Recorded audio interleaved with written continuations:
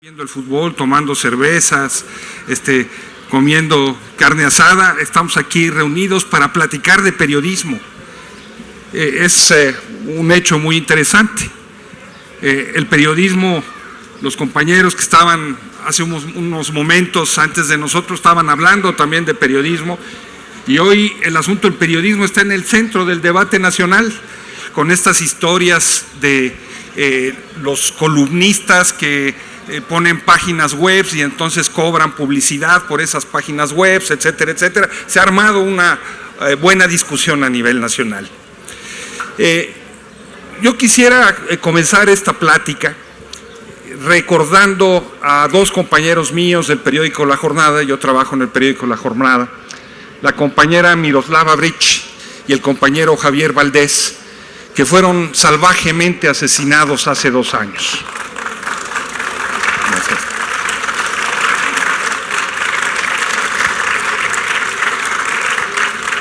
Miroslava fue asesinada el 23 de marzo y Javier el 15 de mayo, escasos días después de que había sido ultimada Miroslava. Y han pasado ya 2 años y seguimos sin saber realmente quiénes fueron sus asesinos, por más que se manejen hipótesis y circule información. Y lo peor de todo es que seguimos sin tener a los culpables de esos crímenes detrás de las rejas y una verdadera explicación de lo que sucedió con ellos. Desafortunadamente, ni Miroslava ni Javier son los únicos periodistas asesinados en México. Desde el año 2000 han sido ultimados alrededor de 150 compañeros, además de todos los que han sido amenazados, de los que han desaparecido, de los que han sufrido atentados y golpes. 150 profesionales de la prensa que han sido asesinados, en su gran mayoría a sangre fría. Y cuando estos crímenes comenzaron a cometerse, los gobernadores, las autoridades gubernamentales, generalmente sembraban la sospecha de la duda sobre las razones de sus crímenes. Y decían, es que deben andar en malos pasos, es que quién sabe qué estaban haciendo, es que quién sabe con quién andaban. De tal manera que no solamente no se esclarece el crimen, sino que se mancha la imagen de los colegas y se crea una situación de turbiedad alrededor de su trayectoria. Con el cambio de gobierno, uno hubiera esperado que esta situación también se modificara y que los crímenes desaparecieran. No ha sido así. En los escasos 6 meses de la Cuarta Transformación han sido asesinados 9 compañeros, 9. Desde el compañero Samir Flores en Morelos hasta el compañero Telésforo en la región de los Lozichas en Oaxaca. La gran mayoría de estos compañeros asesinados eran simultáneamente promotores de radios comunitarias que estaban luchando en contra de grandes proyectos o en contra de cacicazgos. Telésforo, por ejemplo, allí en Telésforo Aquino, los Lozichas, San Agustín Lozicha, trabajaba, él era maestro bilingüe, maestro democrático de la Coordinadora Nacional de Trabajadores de la Educación, y después de pasar un tiempo en Estados Unidos migrando, había regresado y junto con sus compañeros habían instalado una radio comunitaria allí en San Agustín, que se llamaba El Cafetal.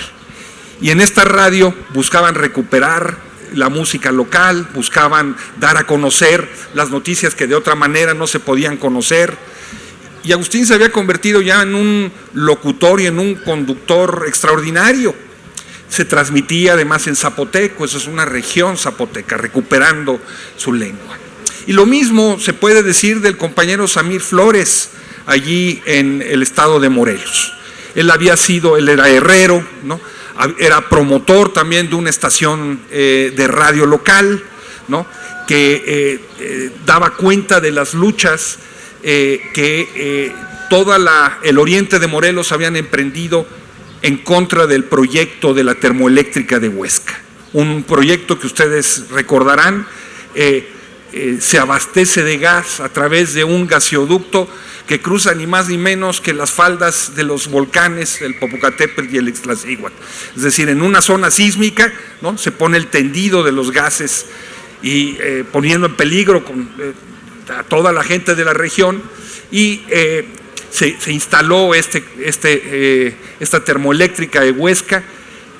Había un compromiso en un primer momento del presidente López Obrador cuando fue candidato de cerrar la termoeléctrica, pero después ya como presidente le echó para atrás y en nombre de la soberanía energética dijo que el proyecto tenía que seguir adelante.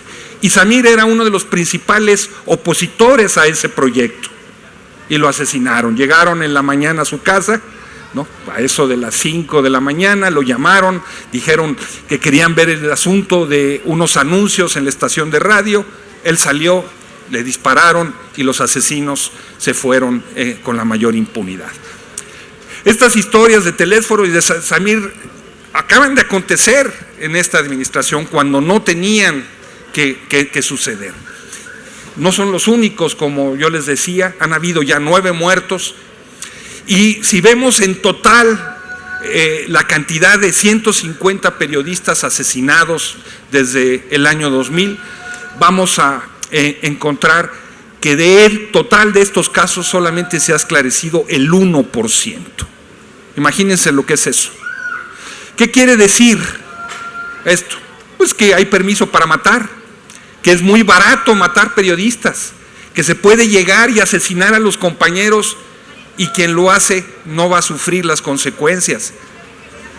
Que no solamente eso, sino que los compañeros que son asesinados van a tener sobre sus sombras, ¿no?, la duda de en qué pasos andaban. ¿Qué tenemos entonces? Una situación de absoluta impunidad que favorece la comisión de este crimen. Tenemos también 2 hechos que son verdaderamente escalofriantes. La gran mayoría de los responsables de estos asesinatos son policías, militares o autoridades gubernamentales.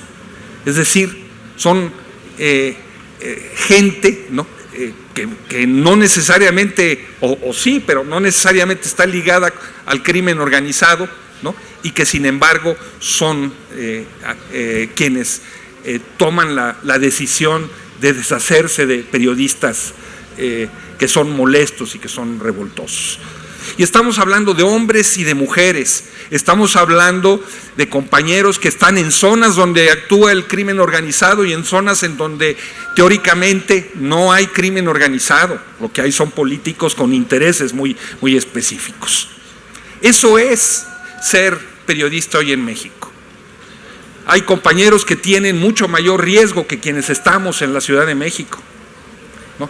La compañera Paula, no sé si quiera platicar luego un poco de eso, pues fue finalmente asaltada en Tijuana. ¿Y qué ha pasado con eso?, ¿no? Ahora nos contará. Ella estaba haciendo una cobertura y ya les quitaron su equipo, les quitaron su material, etcétera, etcétera. Eso es el pan nuestro de cada día. Y diera la impresión de que no se han prendido los focos rojos. Javier Valdés, del cual ya hablábamos, el sinaloense de Culiacán, autor de libros extraordinarios. Él acostumbraba a venir mucho aquí con la Brigada para Leer en Libertad a presentar sus libros y a conversar. Era un excelente conferencista, de muy buen humor siempre. No era un hombre que se quejara mucho, pero Javier acostumbraba a decir que el buen periodismo está solo, que no está suficientemente acompañado por la sociedad. Gracias, Luis. Buenas tardes a todas, a todos, gracias por venir, por acompañarnos, como decía Luis, por tomarse este rato para platicar y pensar juntos, no solo escucharnos. Bueno, ¿cómo ser periodista? Y gracias a la brigada, no solo por invitarnos, sino por seguir haciendo estas ferias que son maravillosas. ¿Cómo es ser periodista en México? Pues yo no sé una respuesta única a eso. Creo que hay muchas formas de ser periodista en estos tiempos en México, hay muchos periodismos, pero sí hay una condición general de la que nos hablaba Luis, que es la vulnerabilidad. Ser periodista en México es vivir al borde de la muerte o del riesgo, aun cuando no estés haciendo cosas necesariamente que parezcan muy peligrosas. ¿A qué me refiero? Hay colegas que han sido asesinados como Javier Valdés, como Miroslava Breach, de un compromiso probadísimo y de una especificidad de investigar y denunciar temas vinculados al narcotráfico. Y hay compañeros que también han sido asesinados por publicar información que consideraríamos que no es peligrosa, como es el caso del colega Moisés Sánchez, asesinado en Veracruz, que publicaba en esos tiempos información sobre baches y hoyos en su comunidad que no arreglaba el presidente municipal, aunque tenía presupuesto para ello. Entonces vivimos una situación de vulnerabilidad en la cual nuestro trabajo como periodistas nos pone en un riesgo en el que han sido asesinados cerca de 150 colegas y 25 desaparecidos en los últimos 19 años. El último hace unos días, Francisco Romero Díaz, el 16 de mayo, en Playa del Carmen, y Francisco había sido amenazado y estaba supuestamente bajo protección del Mecanismo Federal para la Protección de Defensores de Derechos Humanos y Periodistas. Pero también es un otro abanico de grises muy difíciles. No solo es la muerte, también son las agresiones, también son los asaltos, las amenazas, que como bien decía Luis, las agresiones contra periodistas, considerando agresión desde el asesinato hasta las amenazas. Uno comienza a rascar y encuentra que detrás de esos medios independientes, por ejemplo, hay empresarios, organismos como Mexicanos contra la Corrupción de Claudio X González, uno de los hombres que tienen grandes fortunas en este país, que se dedican a hacer investigaciones periodísticas y que nos las presentan como si fueran investigaciones independientes, etcétera, etcétera, pero que a la hora de la verdad, ¿sí?, son investigaciones que no se ven a sus empresas ni a sus amigos, sino siempre ¿no?, se concentran en sus enemigos políticos, pero que nos lo presentan como si fueran un dechado de pureza y de transparencia informativa.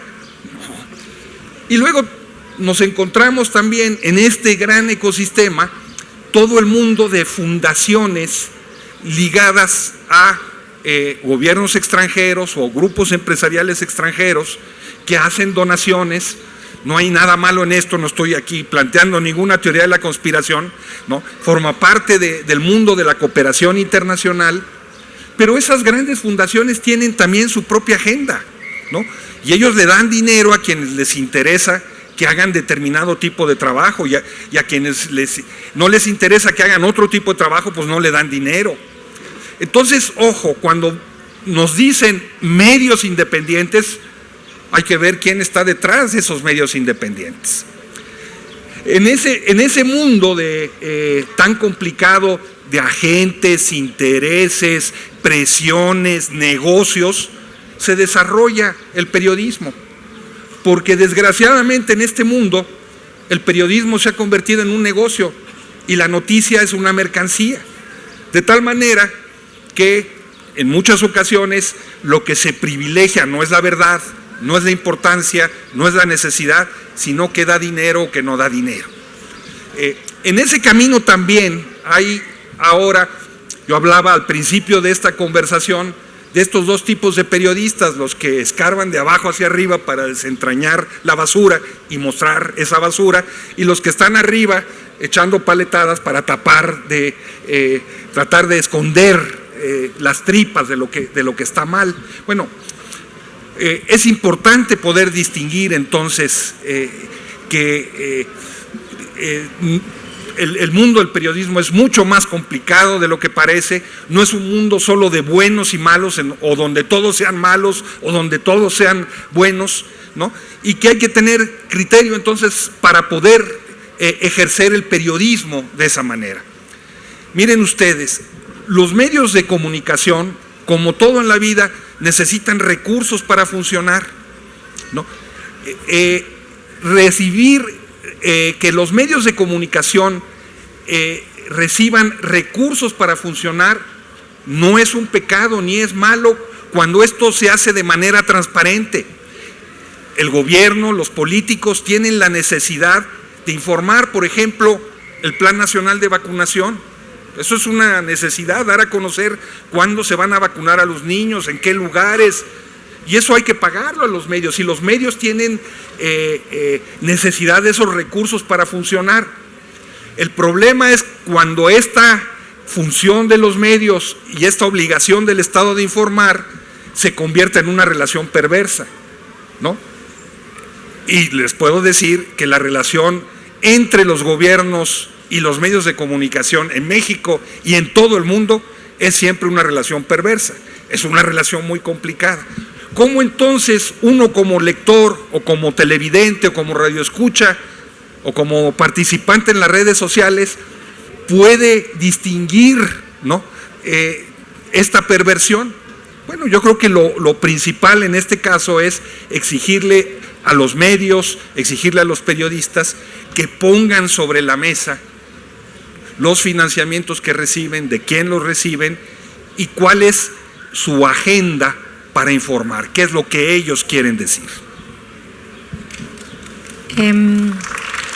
Bueno, de todo este mundo del que habla Luis, de las oscuridades, él lo conoce, él es una persona muy informada, muy que maneja toda esa parte. Yo la verdad de eso no manejo mucho, pero para poder pasar ya a hacer una plática, algunas preguntas y respuestas, antes de eso quisiera también decir que en México hay mucho y muy buen periodismo, o sea, haciendo esta salvedad de que no podemos ser ingenuos, que siempre hay intereses, que no podemos ser tampoco ingenuos en que no hay dineros detrás, que tenemos que tener un criterio.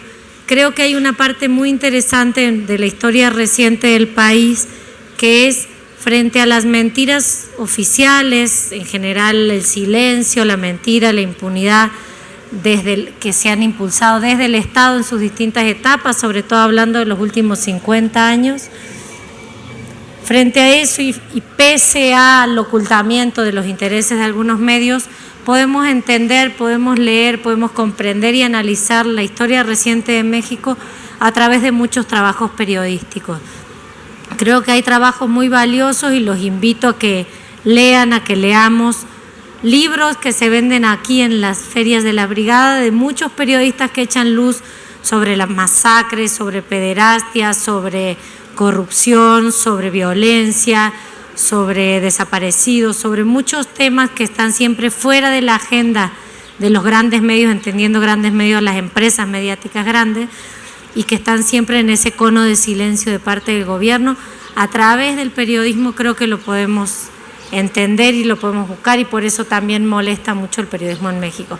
El periodismo que está en libros, pero que también está en portales, que está de repente en notas, en reportajes, en revistas, en periódicos. Aprender a identificar a colegas periodistas que son serios, que son muy trabajadores y que hacen el esfuerzo de hacer esos trabajos de largo aliento. Creo que sí podemos entender mucho de lo que la historia oficial niega viendo el trabajo de colegas periodistas. No sé, ¿se te ocurre que quiera? A mí me da miedo nombrar porque siempre siento que me va a faltar alguno. Ahora viene Daniela Rey Pablo Ferri con el libro de La Tropa, que es un planteamiento muy interesante: por qué mata a un soldado, ver qué está ocurriendo. Los libros de Ayotzinapa, que son varios los que se han hecho, no soy solo yo, hay varios libros de Ayotzinapa, las investigaciones sobre Tlatlaya, que sacaron también, incluso la Associated Press fue quien empezó con esa investigación, que está por ahí. Ay, ¿quiere hacer preguntas? Espera que que le traigan un micrófono, así se oye también en la transmisión. El de Lidiet Carrión de la Fosa del Agua sobre feminicidios, me voy acordando.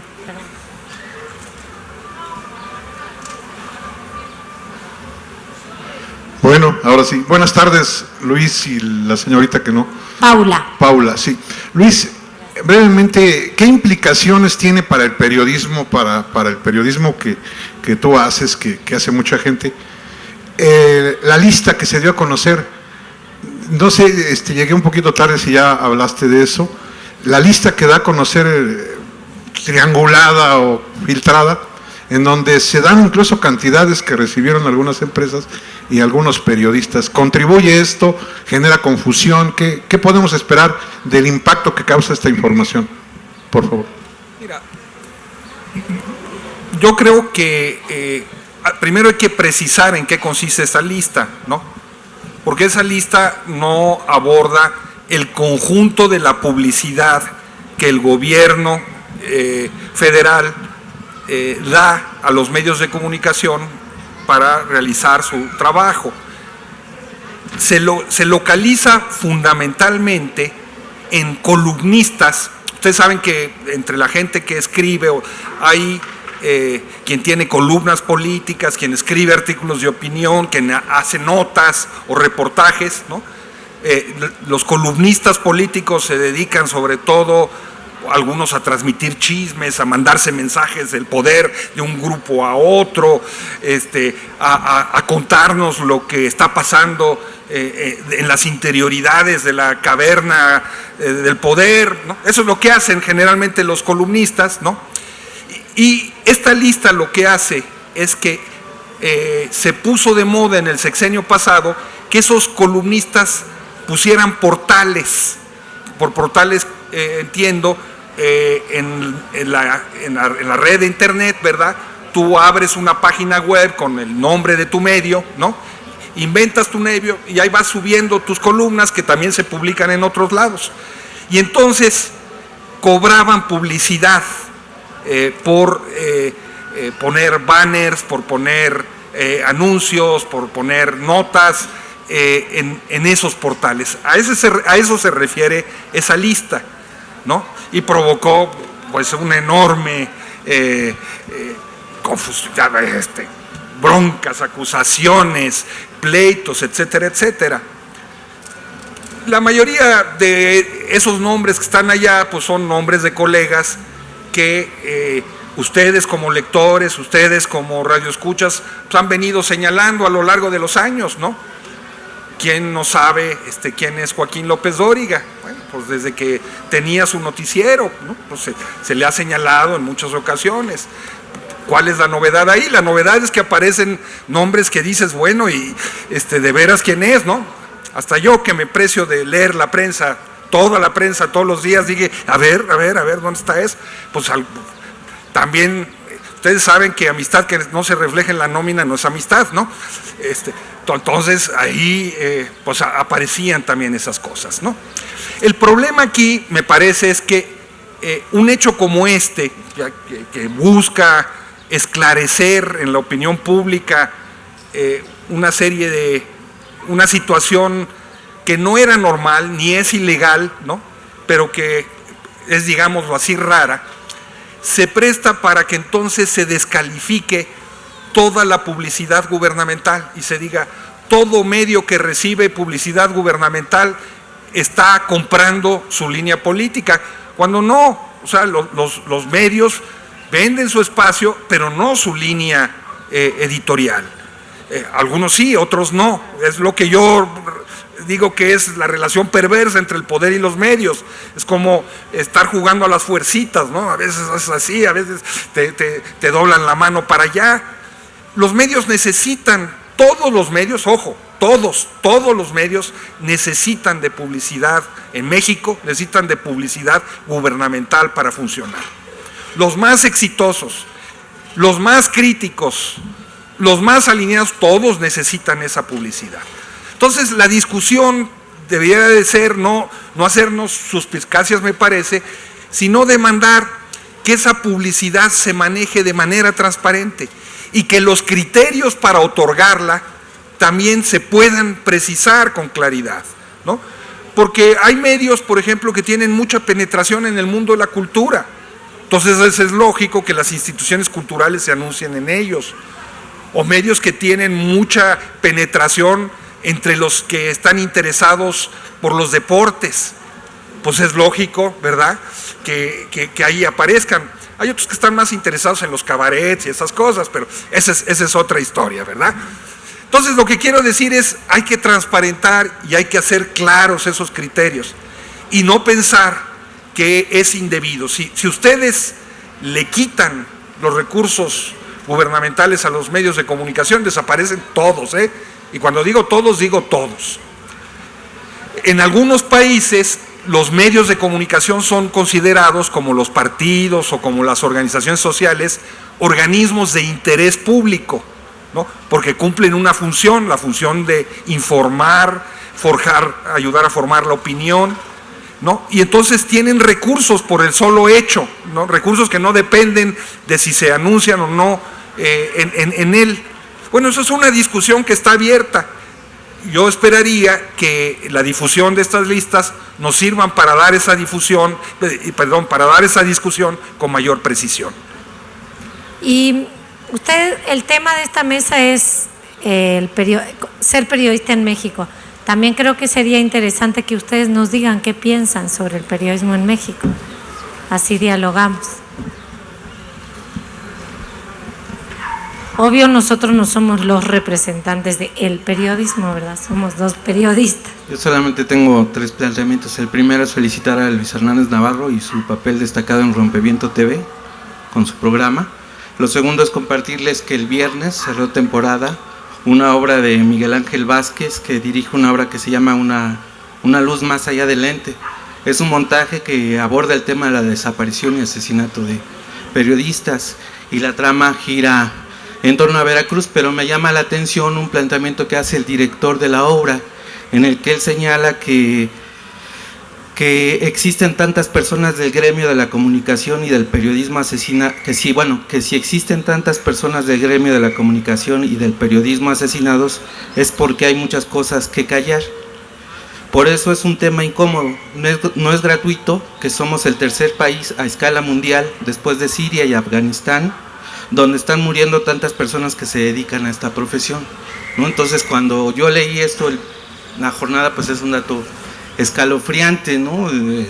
Y me quedo pensando cuando Calderón llegó a Juárez y una madre de familia le dice que llegó demasiado tarde, ¿no?, a este conflicto en que él llamó un conflicto entre pandillas.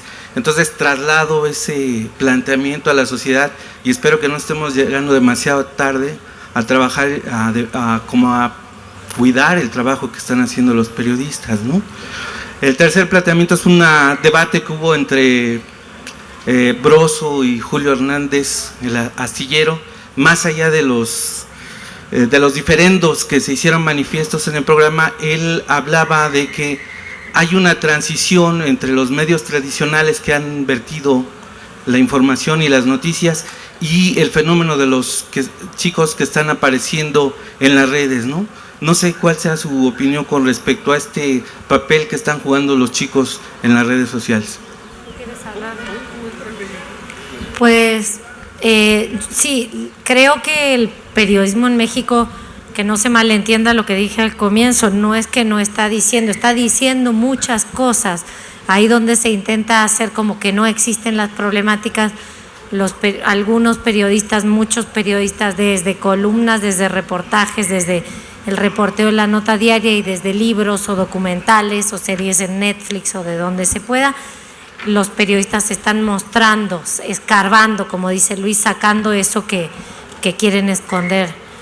Entonces eso explica mucho las razones de por qué nos atacan. También hay una situación de vulnerabilidad general que nos hace más débiles, porque no nos protege el Estado, no nos protegen los medios y lo que publicamos nos pone en un doble riesgo. Pero yo sí creo que es correcto el planteamiento de esta persona de la obra y la comparto. Los periodistas en México se transforman en incómodos por lo que están haciendo, muchos, no todos, pero muchos.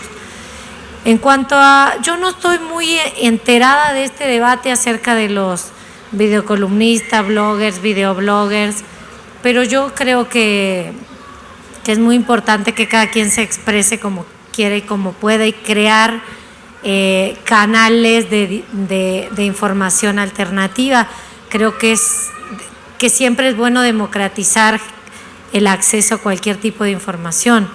Ahora, el debate no debiera ser, me parece a mí, si sí o no a videobloggers, sino que lo que nosotros siempre tenemos que tener presente es algo de lo que Luis planteaba al comienzo, el criterio, formar criterios, saber quién dice qué, desde dónde lo dice, por qué lo dice. Y eso roza con un tema que para mí es fundamental en el periodismo. Personalmente creo que el debate, esta disyuntiva de objetividad, subjetividad, es algo ya caduco, es algo que no existe. En mi opinión no existe la objetividad, nunca podemos ser objetivos porque somos sujetos y como sujetos tenemos experiencias, pensamientos, sentimientos, posturas ideológicas, posturas políticas, posturas religiosas, posturas afectivas, posturas personales, posturas de experiencia. Somos seres subjetivos. Lo que sí debo ser y lo que es mi compromiso como periodista es ser honesta y transparente con quién soy y por qué digo lo que digo desde donde lo digo. Ahí es la trampa, me parece. Un videoblogger como López Dóriga tiene la misma, para mí el mismo imperativo ético que es ser honesto. A mí no me parece que esté mal que existan los videobloggers, solo quiero saber de él, como de López Dóriga, como de cualquier reportero, que sea claro desde dónde dice las cosas, por qué las dice y cuál es su postura ante el tema. No somos seres sin postura, eso para mí es una mentira y algo que crea también una idea de periodismo fuera de la realidad, pues. Las preguntas son muy interesantes, ¿no? Hay un escritor estadounidense que ya murió, se llamaba Upton Sinclair. Ustedes seguramente por ahí en alguna de las mesas van a poder encontrar algunas cosas de él. Es un gran escritor. Intelectuales en México como Carlos Monsiváis lo reconocían como su maestro, ¿no? Se habían formado a su ancha, ¿no?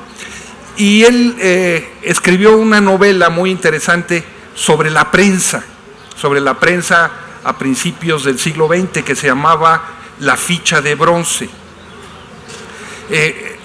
En el nombre está la explicación del sentido de la novela. La novela giraba sobre lo que era el periodismo en Estados Unidos en aquel entonces.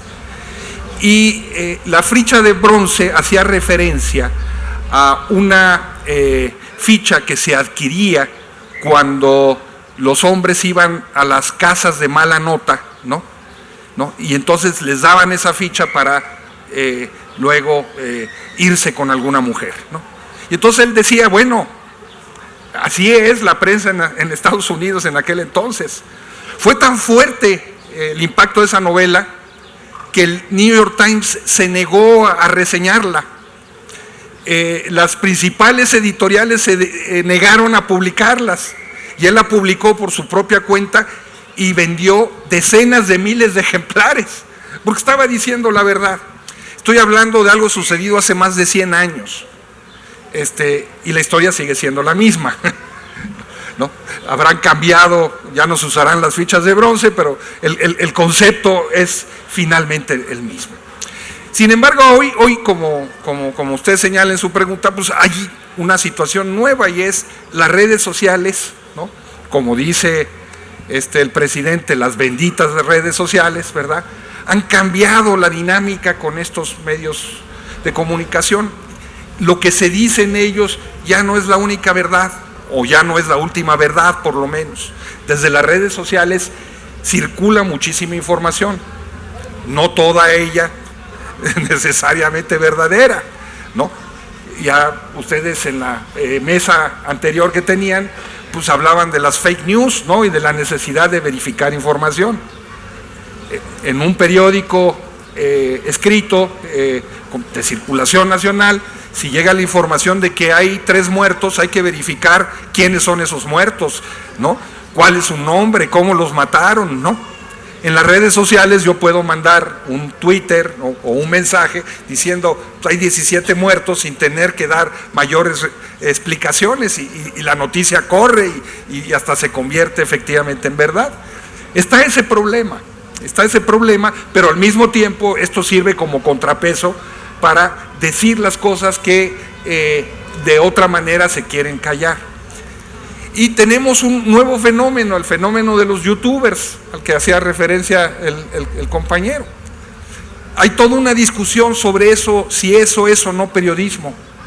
Yo creo que eso sí es periodismo. Es periodismo de opinión, es periodismo de ideas, ¿no?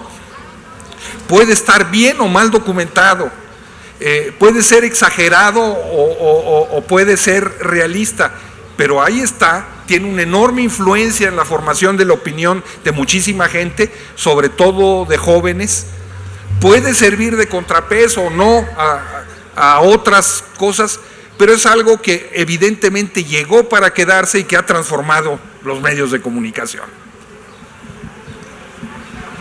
¿Más preguntas, comentarios? Ahí sí, le podrán...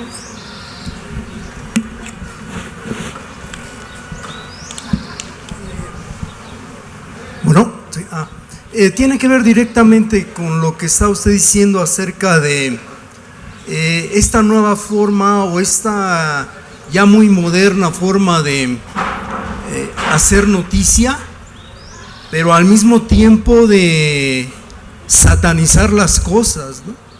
Y manejar sobre todo la calumnia, ¿sí?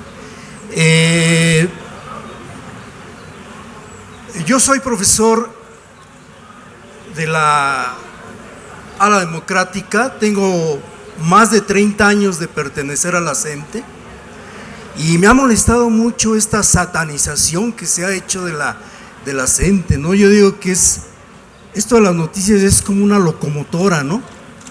Donde, pues si dicen que yo soy el peor asesino de este país, lo hacen, ¿no? Aunque yo no haya matado ni una mosca, pero si ellos se proponen decir que yo soy el peor asesino de este país, así me ponen en este país, ¿no? Y específicamente voy a hablar de las columnas que usted escribe, muy acuciosas, muy exactas, muy puntillosas, y de estos señores que pues se dicen inclusive de izquierda, pero yo lo dudo, la verdad, ¿no? De veras que lo dudo, de ese programa que se llama Que no te grillen los días viernes en Radio Educación, argumentando de que la CENTE a como dé lugar quiere el control de las plazas de los profesores y manejar y meter las manos en eso. Digo, yo tengo más de 30 años de pertenecer a la CENTE y jamás yo me he enterado que la CENTE esté manejando plazas, dando y quitando plazas. Jamás ha sido eso, ¿no? Lo que sí me consta, y esto es demostrable, es de compañeros y compañeras que dentro de la misma secretaría, no a través del sindicato, me estoy refiriendo del CENTE, los charros como nosotros le llamamos, ¿sí? Y con el Baester, que sí había ese acuerdo, ellos sí manejaban plazas y todo eso. No se diga en el sexenio de Calderón y de Fox, ¿no? Y el caso específico de estos señores diciendo que la CENTE es una bola de cínicos, y este señor Luis Hernández Navarro, porque lo mencionaron específicamente usted, como vocero, que actúa y escribe como vocero oficial de la CENTE, ¿sí? Que es usted un vocero oficial de la CENTE, ¿no? Diciendo ahí, digo, repito, en el año 94, y probablemente usted lo conoció, el primer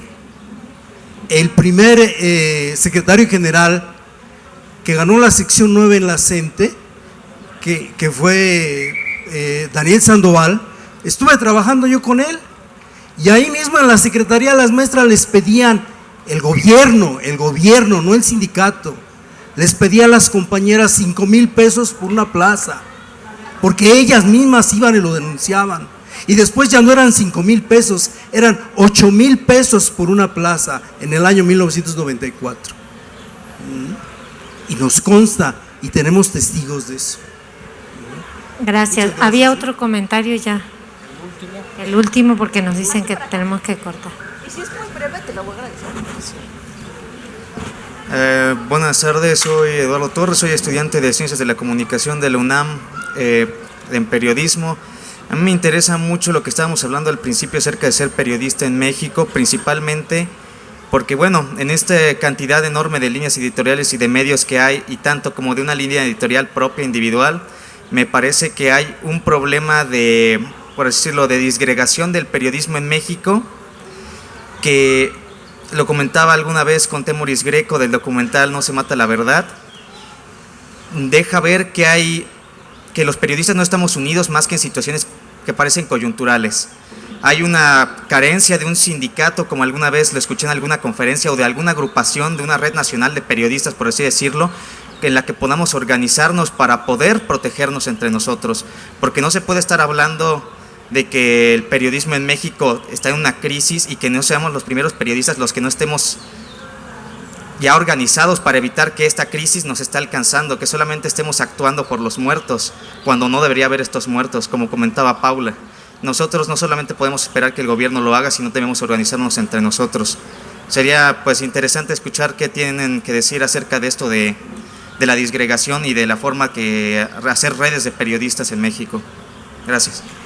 Muy breve, sí creo que tienes muchas razones. Uno es como una de las situaciones que ahonda la crisis, que agrava, que nos pone mucho más vulnerables no estar organizados.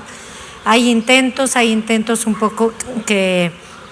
poco más sostenidos en provincia, pero no hemos logrado una coordinación nacional. Ha habido en distintas épocas, a lo mejor Luis puede hablar más de eso, pero de lo que me ha tocado a mí, que llevo 15 años viviendo en México, ha habido varios intentos que no lo hemos logrado, y es una frustración bastante jodida que tenemos.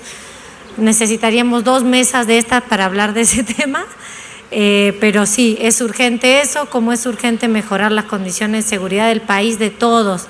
Ser periodista en México, para terminar, yo creo que es una friega, vivimos al límite, vivimos con mucho riesgo, sobre todo quienes están en provincias, en ciertas provincias, en el norte, en Veracruz, en Guerrero, en Michoacán, sobre todo en esos estados, en Sinaloa, en Tamaulipas, en Nuevo León, en Coahuila. Ellos viven una situación mucho más compleja, pero en general los periodistas vivimos en una situación difícil, en la misma que están ustedes, en la que estamos todos. Pero también es un oficio muy bonito que disfrutamos de tratar, es un oficio con mucha alianza y cercanía con la sociedad, y creo que es la parte que nos mantiene de este lado, al menos a mí. Sí. Pues ya para terminar, nada más, maestro, yo creo que si en algún lugar se ha efectivamente concentrado una campaña de mentiras para inventar un monstruo negro, es en el caso del magisterio. Ojalá algunos estudiantes de comunicación puedan hacer sus tesis reconstruyendo cómo se inventan todas esas mentiras y se demoniza a un movimiento social. Y sobre lo que decían ahí en Radio Educación, de que me acusaban de ser vocero de la CENTE, yo creo que se equivocaron, yo creo que debían de decir que era yo un poco indecente, pero nada más. Muchas gracias.